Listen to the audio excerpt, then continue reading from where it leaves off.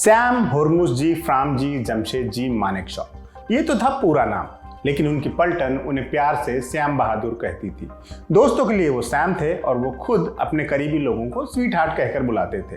Field marshal Sam Manekshaw Bharat का पहला field marshal जिसने ब्रिटिश फौज में भी काम किया और आज़ादी के बाद आर्मी के सर्वोच्च पद तक पहुंचे। उनके ओहदे का अंदाजा इस बात से लगाया जा सकता है कि पाकिस्तान ने भी उन्हें अपनी सेना में आने का ऑफर दिया था। 3 अप्रैल 1914 को अमृतसर में जन्मे मानेकशॉ अपनी जिंदा दिली, बहादुरी और सेंस ऑफ ह्यूमर के लिए जाने जाते हैं। आज के एपिसोड में हम आपको सुनाएंगे सैम मानेकशॉ के कई दिलचस्प किस्से। क्यों एक पाकिस्तानी ने अपनी पगड़ी उतारकर मानेकशॉ के कदमों में रख दी? क्या थी वो शर्त जिसे हार कर मानेकशॉ को अपने सहायक को एक महंगी स्कॉच देनी पड़ी? और किस बात पर मानेकशॉ ने कहा, मैं पार्ट टाइम कमांडर हूँ। नमस्कार, मेरा नाम मुबारक है और आप देख रहे हैं ऐतिहासिक किस्से कहानियों से जुड़ा हमारा रोजाना का कार्यक्रम तारीख।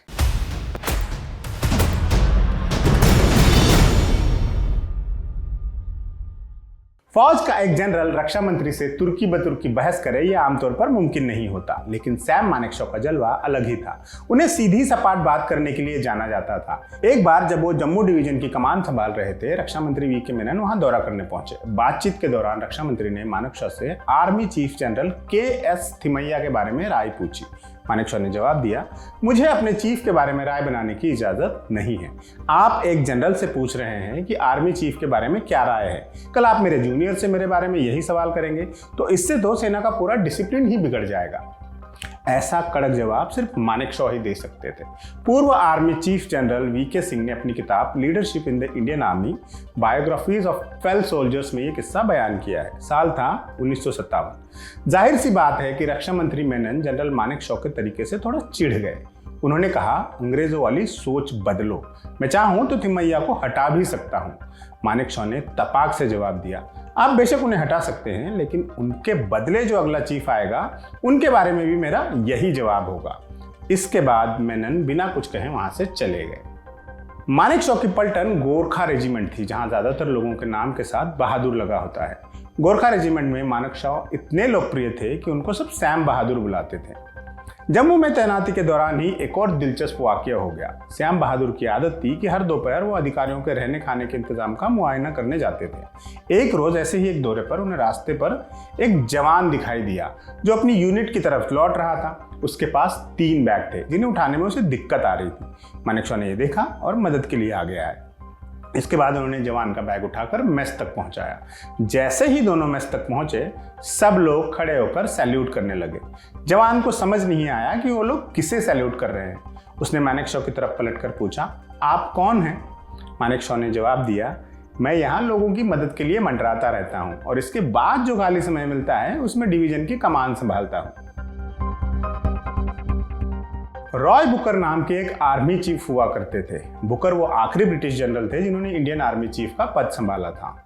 एक बार मानेकशॉ उनके साथ कार में यात्रा कर रहे थे। कार का नाम था ऑस्टिन प्रिंसेस। ये एक लग्जरी कार थी जिसकी सीट के कवर चमड़े से बने हुए थे। मानेकशॉ को पहली बार इस कार में बैठने का मौका मिला था। कार की तारीफ करते हुए बोले, काश कभी मेरे पास भी ऐसी ही गाड़ी हो। जनरल बुकर ने हंसते हुए कहा, सैम, सेना की नौकरी में रहते हुए तो शायद ये संभव नहीं होगा। इसके लगभग 1.5 दशक बाद एक रोज बुकर के पास एक खत आया। इसे मानेकशॉ ने भेजा था। लिखा था, आपकी गाड़ी अब मेरे पास है। दरअसल जब मानेकशॉ पूर्वी कमान के कमांडर नियुक्त हुए, सेना मुख्यालय में रखी हुई ऑस्टिन प्रिंसेस उनको दे दी गई। बाकायदा उसे नए सिल्वर ग्रे रंग में रंगवाया गया और मानेकशॉ उसे स्टाफ कार की तरह इस्तेमाल करने लगे। कलकत्ता की सड़कों पर जब ये दौड़ती तो हर कोई उसे मानेकशॉ की कार के नाम से बुलाता। सड़क पर चल रहे लोग उसकी तरफ हाथ हिलाते और ट्रैफिक पुलिस तो बाकी गाड़ियों को रोक देते ताकि मानेकशॉ की कार आगे जा सके। इस गाड़ी से जुड़ा एक किस्सा ये भी है कि शर्मिला टैगोर अपनी शादी के बाद इसी गाड़ी में बैठकर निकली थी। ये दिलचस्प किस्सा हम तारीख में पहले बता चुके हैं, लिंक आपको डिस्क्रिप्शन में मिल जाएगा। बहरहाल मानेकशॉ जब तक पूर्वी कमान के साथ रहे, ये गाड़ी भी उनके साथ रही। बाद में जब वो आर्मी चीफ बने, उन्होंने इसे अपने साथ ले जाने से इनकार कर दिया, ये कहते हुए कि अगर ये कार दिल्ली गई तो सबकी आंखों में कांटे की तरह चुभेगी। आगे जब भी मानेकशॉ कलकत्ता आए, हर बार यही गाड़ी उनके स्वागत के लिए भेजी जाती रही। एक बार मानेकशॉ मिजोरम के दौरे पर थे। उन दिनों वहां तार टेलीफोन खस्ता हाल में थे। मानेकशॉ ने वजह पूछी तो जवाब मिला कि टेलीग्राफ डिपार्टमेंट में एक फोन के लिए अर्जी तो दे दी गई है, लेकिन चूंकि दूरी बहुत ज्यादा है इसलिए फोन लाइन आने में 4-5 साल लग जाएंगे। मानेकशॉ को यह मंजूर नहीं था। उन्होंने अपने अफसरों से पूछा कि क्या हम ये खुद नहीं कर सकते हैं। जवाब मिला, टेलीग्राफ एक्ट के तहत केवल डिपार्टमेंट ही फोन लाइन लगा सकता है और आर्मी को उन्हीं से मदद लेनी होगी। ये पूरी बातचीत अफसर मेस में हो रही थी। मानेकशॉ के हाथ में बियर का गिलास था। उन्होंने ब्रिगेडियर से कहलवाकर सिग्नल अफसर को बुलावा भेजा। उसके आते ही मानेकशॉ ने उससे पूछा, टेलीफोन लाइन डालने में कितना वक्त लगेगा। अफसर ने जवाब दिया, 2 महीने, बशर्ते हमें सामान मिल जाए। सामान कहाँ से मिलेगा, मानेकशॉ का अगला सवाल था। इस पर जवाब मिला, सिलचर में। मानेकशॉ ने लगभग ऑर्डर सा देते हुए कहा, तो जाओ ले आओ, लेकिन पकड़े मत जाना। बेचारे सिग्नल अफसर को पता नहीं था कि मानेकशॉ मजाक में कह रहे हैं। वो लॉरी वॉरी लेकर हुक्म तामील करने सिलचर पहुंच गया। वहां टेलीग्राम डिपार्टमेंट वाले अड़ गए। ये नियम के खिलाफ था, लेकिन अफसर को तो मानेकशॉ का हुक्म मानना था। उसने स्टोर से सामान तो उठाया ही, स्टोर मैनेजर को भी जबरदस्ती अपने साथ ले आया। 1 हफ्ते बाद उसकी रिहाई हुई। उधर टेलीग्राफ डिपार्टमेंट ने हल्ला काट दिया। उन्होंने मंत्रालय से शिकायत की। मामला आर्मी हेडक्वार्टर पहुंचा। मामले की तहकीकात हुई तो तलवार बेचारे सिग्नल अफसर पर लटक गई। मानेकशॉ अब तक इस किस्से को भूल चुके थे, लेकिन जैसे ही उन्हें पूरे घटनाक्रम का पता चला, उन्होंने आर्मी चीफ को खत लिखा और पूरे मामले की जिम्मेदारी अपने कंधों पर ले ली। इस दिलचस्प वाक्य को दर्ज किया है मेजर जनरल शुभी सूद ने मानेकशॉ पर लिखी अपनी किताब में। फील्ड मार्शल सैम मानेकशॉ नाम की ये किताब प्रभात प्रकाशन ने छापी है। 1971 वॉर के खत्म होने के बाद पाकिस्तान के हजारों युद्धबंदियों को भारत लाया गया और उनके लिए बंदी शिविर बनाए गए। मानेकशॉ सभी शिविरों में जाते और युद्धबंदियों से मुलाकात करते और उनसे पूछते कि उन्हें कोई दिक्कत तो नहीं है। युद्धबंदियों में एक पाकिस्तानी कर्नल भी था। उसने मानेकशॉ से कहा, सर अगर आप एक कुरान की प्रति दिलवा दें तो बड़ी मेहरबानी होगी। मानेकशॉ ने राजपुताना राइफल्स केंद्र में एक आदमी भिजवाया। वहां एक मुस्लिम टुकड़ी थी। उनसे कुरान लेकर मानेकशॉ ने शाम होने से पहले ही पाक कर्नल तक पहुंचा दी। उनके व्यवहार को देखकर पाकिस्तानी कर्नल बहुत प्रभावित हुए। उनसे बोले, मैंने आपके बारे में बहुत सुना है, मुझे अफसोस है कि आप मेरे कमांडर नहीं हैं। एक दूसरे मौके पर मानेकशॉ जब एक पाकिस्तानी जवान के कंधे पर हाथ रखकर उसका हालचाल पूछ रहे थे तो वो लगभग रोते हुए बोला, अपनी सेना के जनरलों को तो हम बस दूर से ही देख सकते थे, वो कभी सैनिकों से इस तरह रूबरू होकर बात ही नहीं करते थे। इन युद्धबंदियों को लेकर पाकिस्तान में काफी दुष्प्रचार चलता था कि भारत में उन्हें खाना भी नहीं दिया जाता, उनके साथ टॉर्चर होता है। ऐसे में एक रोज मानेकशॉ के साथ एक घटना हुई जिसने इस झूठ की पोल खोल दी। हुआ यूं कि लाहौर में आर्मी चीफ्स की एक मीटिंग हो रही थी। इसमें हिंदुस्तान से जनरल मानेकशॉ को भी आमंत्रित किया गया। पाकिस्तानी फौज ने लाहौर गवर्नर हाउस में भोजन का आयोजन किया था। भोजन के बाद मानेकशॉ को बताया गया कि गवर्नर हाउस के कर्मचारी उनसे मिलना चाहते हैं। मानेकशॉ मिलने पहुंचे तो एक पाकिस्तानी कर्मचारी ने अपना साफा उतारकर सैम के कदमों में रख दिया। जब उन्होंने इसका कारण पूछा तो उस आदमी ने जवाब दिया, सर मेरे 5 लड़के आपकी कैद में हैं, वो मुझे खत लिखते हैं। उन्होंने लिखा कि आपने उन्हें कुरान दी, उन्हें चारपाई मिली है जबकि आपके खुद के सैनिक जमीन पर सोते हैं। अब मैं किसी पे विश्वास नहीं करता जो कहते हैं कि हिंदुस्तानी खराब होते हैं।